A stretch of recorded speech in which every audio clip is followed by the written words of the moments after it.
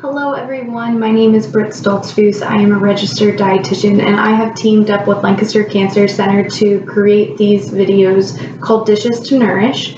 Today we'll be talking about what to do if you're having a decreased appetite, especially if you're going through treatment, or even maybe if you're in survivorship and you're trying to figure out how your body is responding different to food and everyday life.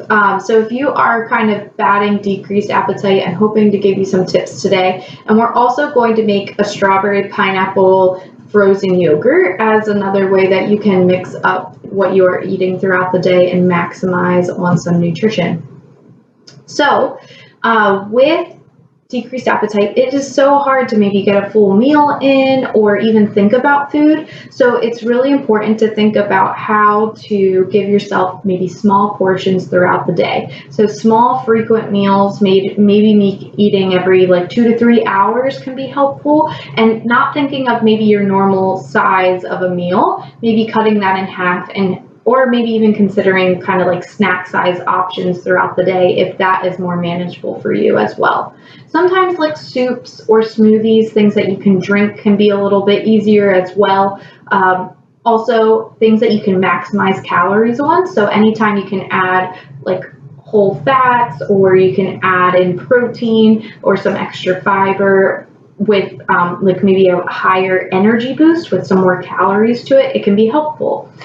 So that's why today we're actually going to be making a ice cream, a frozen yogurt. So it's a whole fat milk frozen yogurt. I use Greek because it's a little bit higher in protein, and I already added a cup of that into this blender. And then I'm going to also add in some sugar. This is 1/3 of a cup. You can replace that with honey, or you can replace it with maple syrup, or you can omit the sugar as well. Just because it is something that we're looking to enhance our calories a little bit more and also have good flavor. When you don't have a lot of appetite, you want to make sure it tastes good. And also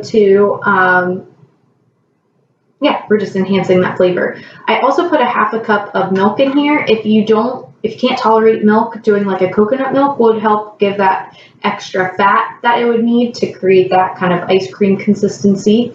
And then in here, I have a cup of strawberries and a cup of pineapples. You can use any different fruits that you would like in this kind of frozen yogurt scenario.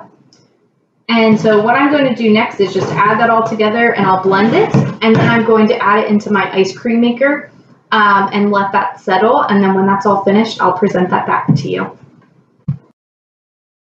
After you've allowed it to churn and become cool, I used the ice cream maker, so it took 20 minutes, but you can also just spread it into a pan, like a bread loaf pan, and then put it in the freezer for at least 5 hours. I would cover it with saran wrap, and then when that's done, you can scoop it out like ice cream. But I was impatient for our demo, and so this is what it would look like, and you can add toppings to it. So it's something you can do to kind of add some more calories or add some extra substance would be to add some granola or nuts on top, or you can even add some fruit if you would like that as well. So super easy, super simple addition that you can add for helping with your appetite. I hope this was helpful, and thank you so much for tuning in. If you have any more questions, please feel free to reach out to the Cancer Center.